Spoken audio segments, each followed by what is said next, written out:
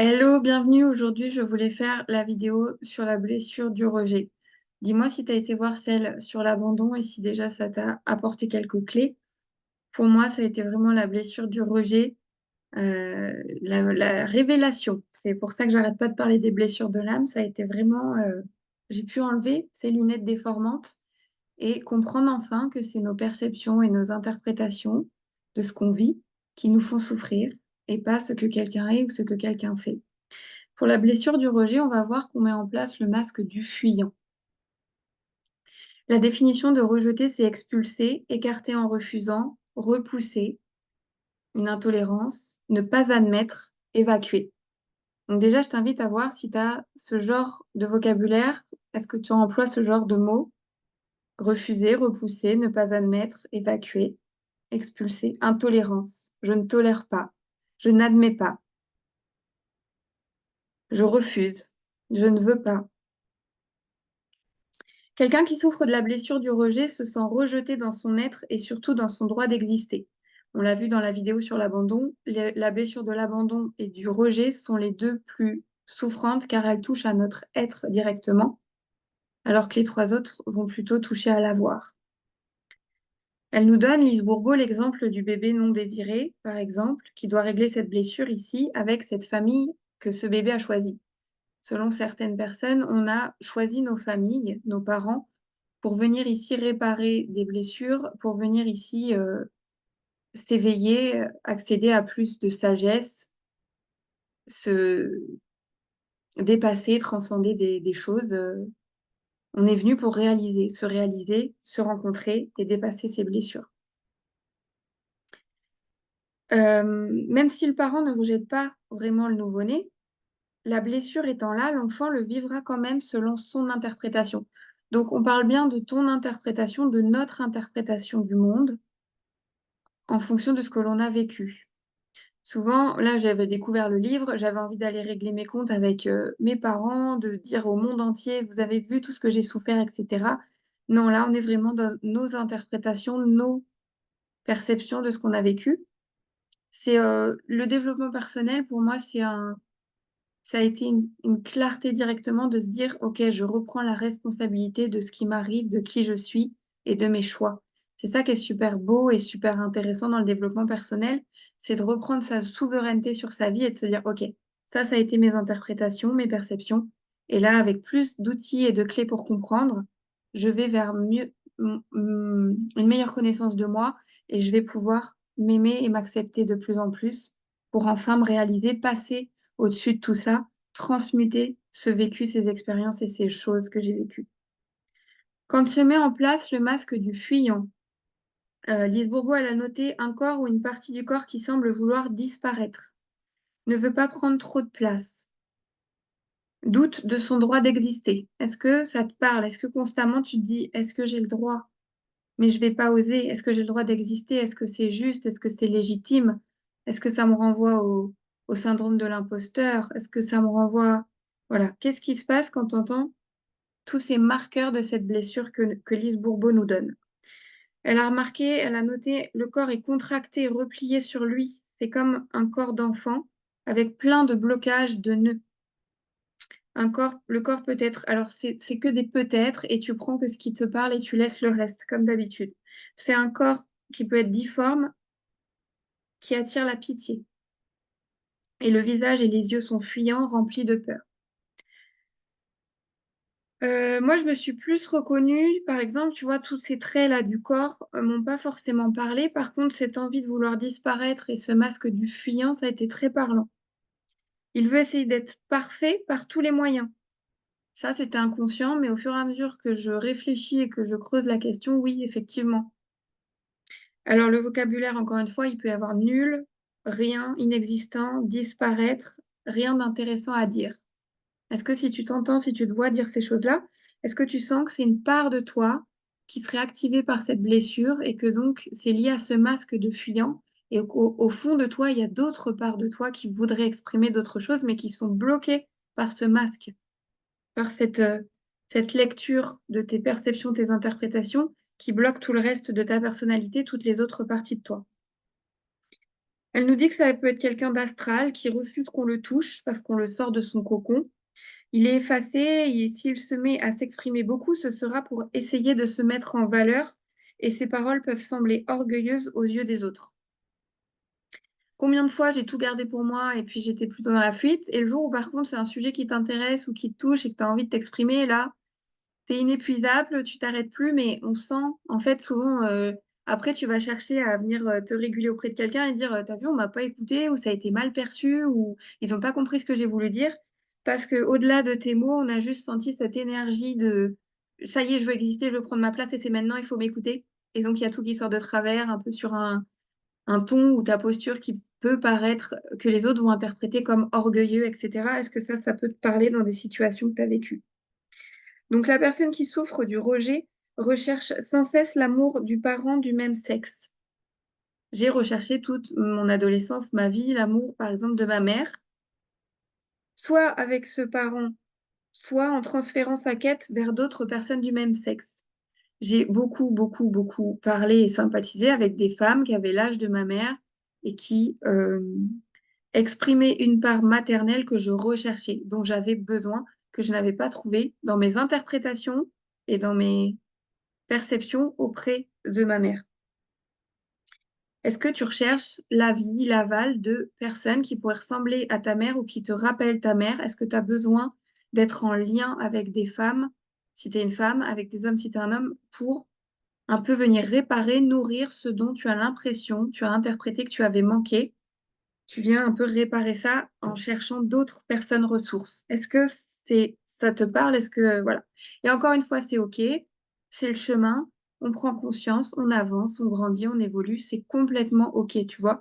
Ton système est juste en train de chercher de l'amour et de la sécurité à l'extérieur. Et on vient parler de blessures et de schémas répétitifs quand on va chercher cet amour et cette sécurité à l'extérieur par tous les moyens, mais en recréant des situations qui, au bout du compte, nous recréent de la souffrance ou des choses qui ne sont pas équilibrées, qui ne nous nourrissent pas et qui finalement s'étiolent et puis se terminent et parfois se terminent mal et créent encore plus de souffrance. Le fuyant, il croit ne pas être un individu complet tant qu'il n'aura pas conquis l'amour de ce parent. Tant que cette personne ou une personne qui lui ressemble et que tu as validé toi comme étant cette personne que tu as besoin qu'elle te valide, ça se dit pas, mais voilà, euh, eh ben, tu vas sans cesse rechercher et te remettre dans ce schéma à vouloir te valider, te faire valider, chercher de l'amour. Et ça peut être problématique, par exemple, au boulot. Au boulot, si ta chef, elle est là dans un contexte de travail et puis il y a des missions, il y a des trucs carrés et tout, puis toi, tu sens que tu veux toujours aller plus loin, que tu as besoin d'aval, que tu as besoin d'aller créer du lien, que tu as besoin d'aller boire le café, d'aller voilà, aller plus loin avec cette personne. Essaye de t'observer et de voir ce que tu recherches au fond et si ça viendrait pas d'une part de toi qui a besoin d'amour et de sécurité. Elle est très sensible à la moindre petite remarque venant de ce parent et se sent facilement rejetée.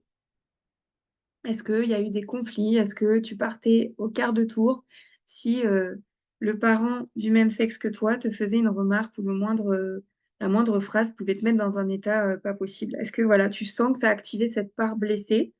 Tant que tu n'avais pas validé cet amour et que vous n'aviez pas eu ce lien, si la personne elle cherche à te corriger, à te dire des trucs, c'est pas validé pour toi, puisque à contrario, il n'y a pas d'amour et de bienveillance. Il n'y a pas l'amour et la bienveillance que tu recherches, dont tu as besoin. Donc, pourquoi cette personne pourrait venir te dire, en gros, te corriger, te donner des conseils?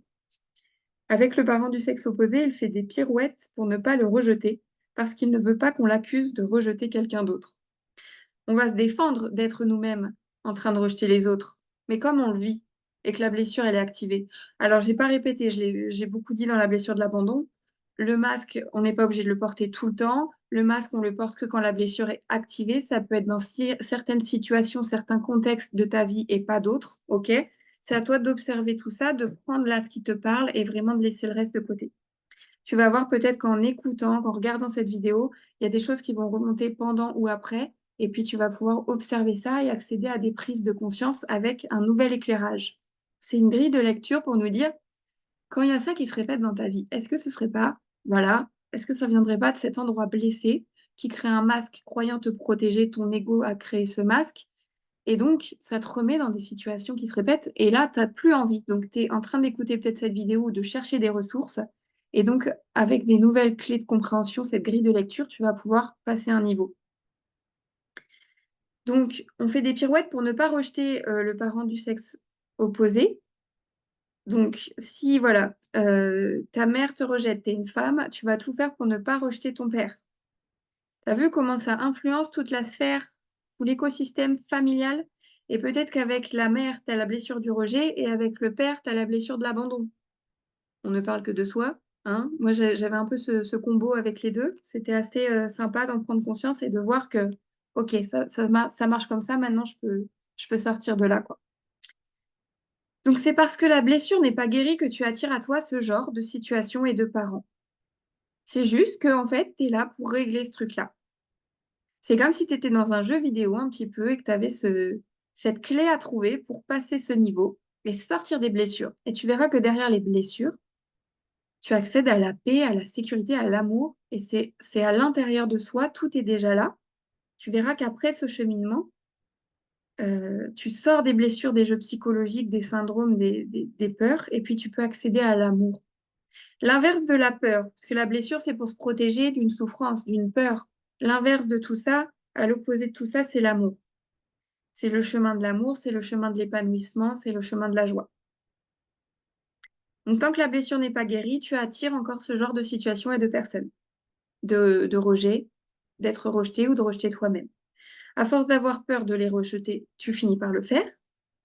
Et plus nous nourrissons une peur, plus elle se concrétise rapidement.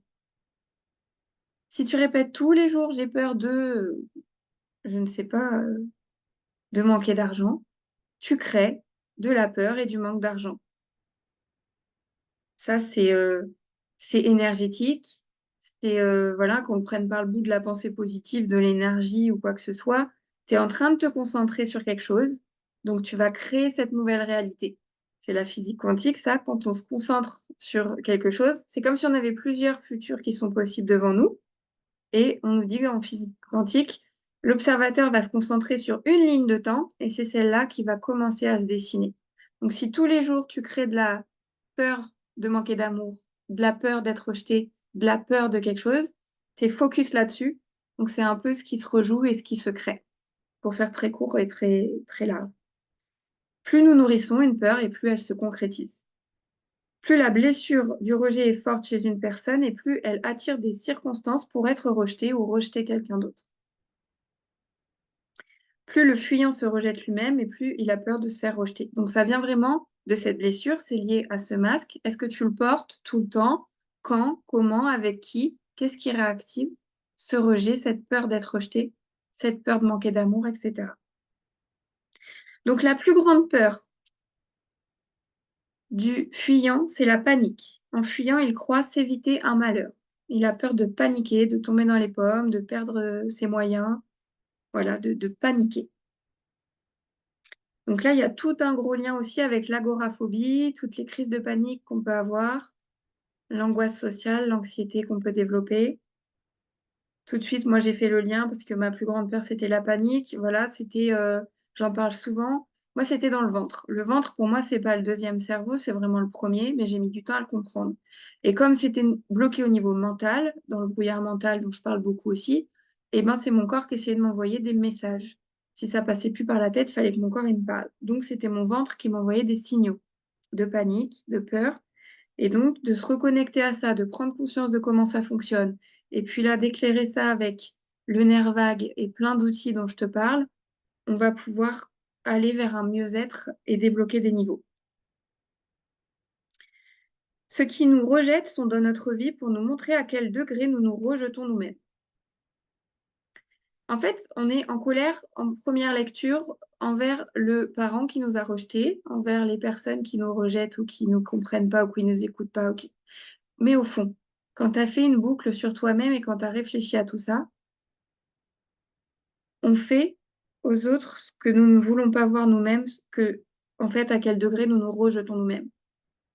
Tant que toi, t'es pas validé envers toi, tant que tu te rejettes toi-même dans des petites parties de toi, dans des petites choses, plus ou moins sur une longue durée ou plus ou moins sur une fréquence, sur une durée ou sur une voilà, un niveau de souffrance, un niveau de rejet de plus en plus élevé ou moindre, eh bien, tu vas rejeter à ton tour et te sentir rejeté tant que tu n'es pas valide à l'intérieur de toi envers toi. Les peurs du fuyant l'empêchent de communiquer car il a peur de ne pas être intéressant, il a peur d'être considéré comme nul et sans valeur, il a peur d'être incompris, il a peur de paniquer et il a peur que l'autre écoute par obligation ou politesse. Souvent, on va pas parler parce qu'on est dans le masque du fuyant, donc on garde tout pour soi. Puis d'un coup, en fait, ça va exploser, on va passer dans un peu l'orgueil et puis j'ai besoin de parler, j'ai besoin qu'on m'écoute, donc il y a tout qui sort de travers. Et puis après, on se referme parce que on se dit, mais non, mais c'est nul, en fait, ça sert à rien de dire ça, donc je vais tout garder pour moi. Et puis de toute façon, ils ne comprennent pas. Donc là, je me place en victime. On le verra dans d'autres vidéos, on l'a vu dans la blessure de l'abandon. Soit on va adopter le rôle de victime, soit on va adopter le rôle de sauveur, soit le rôle de persécuteur. Et pareil, tant qu'on n'a pas pris conscience de ce qui se joue dans ce triangle dramatique, on n'arrive pas à s'en extraire. On ne peut pas mettre les mots dessus, c'est inconscient, on est dans le jeu, on a la tête dans le guidon, on voit pas comment ça marche. Moi, pour moi, il a fallu sortir, réfléchir, lire des bouquins et me faire coacher pour travailler là-dessus, pour pouvoir comprendre tout ça. Et après, tu peux débloquer des paliers, des niveaux. Donc voilà, la peur panique, la peur de... Mais en plus, si on me demande mon avis, en fait, bah non, quoi, je vais paniquer, je peux pas, je suis pas assez, etc., etc. Et combien de fois aussi, l'autre, on a l'impression qu'il écoute par obligation ou par politesse, parce qu'en fait, on n'est pas vraiment connecté. Moi, bah, mon message, il sortait jamais, donc le peu que je parle, ça va sortir de travers. Donc l'autre, il écoute, mais il comprend pas tout à fait. Et puis moi, j'interprète ça encore par ah, il est en train d'être poli ou ah, j'ai l'impression qu'il s'oblige à m'écouter. Non, en fait, il essaye de voir où tu veux en venir parce que comme tu n'as jamais développé ta pensée, tu n'as jamais pris place, tu n'as jamais parlé et développé ta manière de voir les choses, bah, l'autre, il essaye de voir où tu veux en venir, en fait. Aujourd'hui, j'interprète ça comme ça, et puis demain, ça sera encore autrement, mais voilà, ça peut peut-être te donner un autre angle, une autre approche. Donc, si tu te vois avec ces peurs, voilà un bon moyen pour découvrir que tu n'es pas toi-même et que c'est ta blessure du rejet qui prend le dessus dans ces situations, dans ce vocabulaire, dans ces cas précis qui vont là peut-être remonter à ta conscience et tu vas voir comment ça, où ça se joue. Souviens-toi que la raison principale de la présence de n'importe quelle blessure vient de l'incapacité à se pardonner celle que nous nous faisons ou que nous avons fait aux autres. Nous reprochons aux autres tout ce que nous nous faisons nous-mêmes et ne voulons pas voir.